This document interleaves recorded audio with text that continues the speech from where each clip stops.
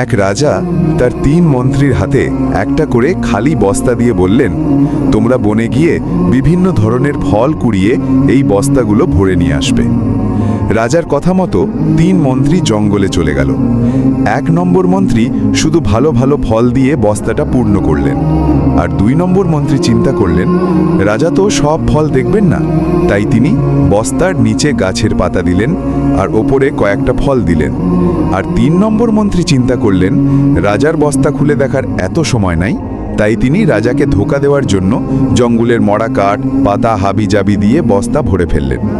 তো 3 মন্ত্রী রাজ দরবারে উপস্থিত হল। রাজামশাই ঘোষণা করলেন, এই 3 জনকে 7 দিনের জন্য কারাগারের আলাদা আলাদা ঘরে পাঠানো হোক। এই 7 দিনে তাদেরকে কোনো খাবার দেয়া হবে না।